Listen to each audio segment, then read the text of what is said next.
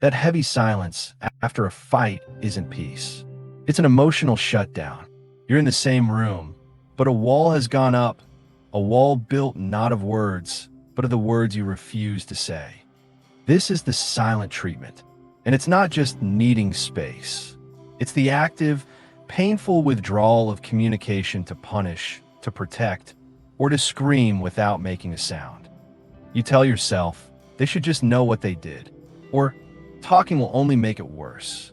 But with every hour of silence, the story in your head grows darker, and the distance between you grows wider.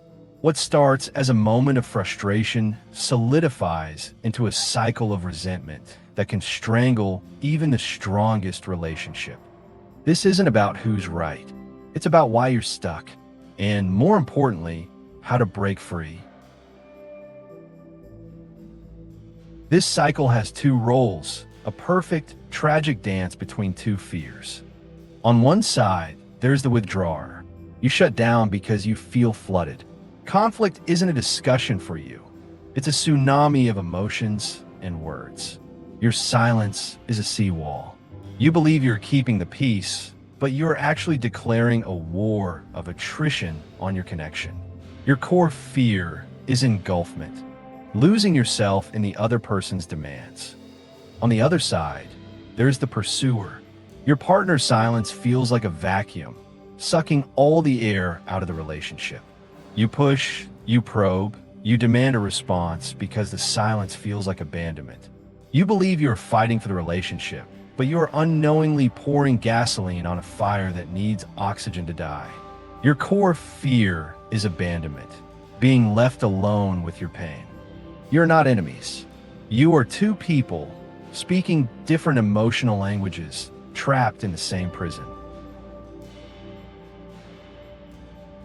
And in that prison, something toxic grows, premeditated resentment. While you are silent, you're not just quiet.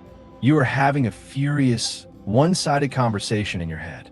You are replaying their wrongs, justifying your position, and writing a story where you're the victim.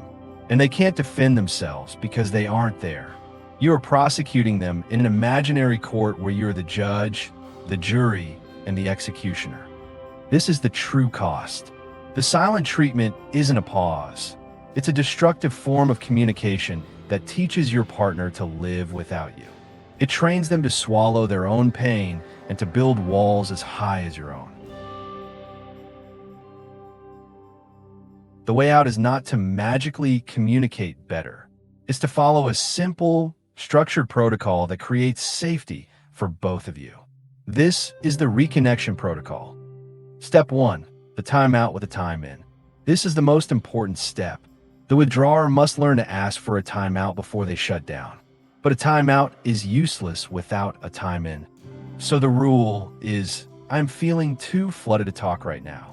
I need 30 minutes to calm down, and I promise we will come back to this at specific time. This transforms abandonment into a promise of return.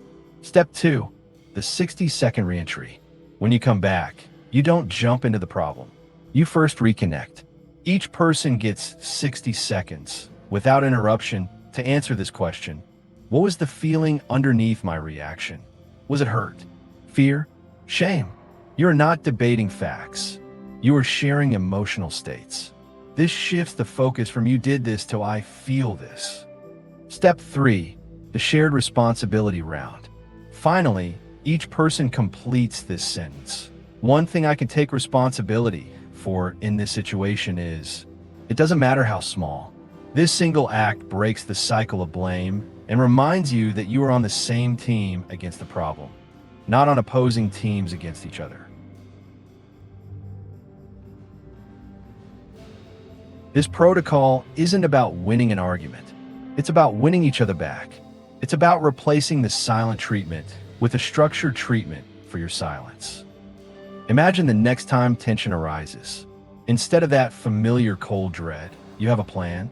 Instead of a wall, you build a bridge with a clear on-ramp, a safe passage, and a meeting point in the middle. The silence will lose its power over you. The distance will shrink.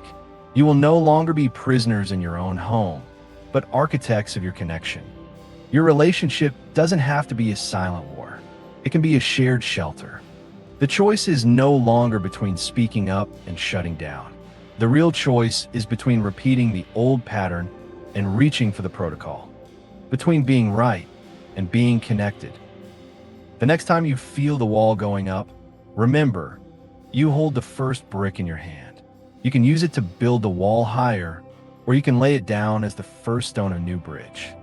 The most powerful sound in the world isn't a perfect argument. It's the sound of a silent cycle breaking. It starts with you. It starts now.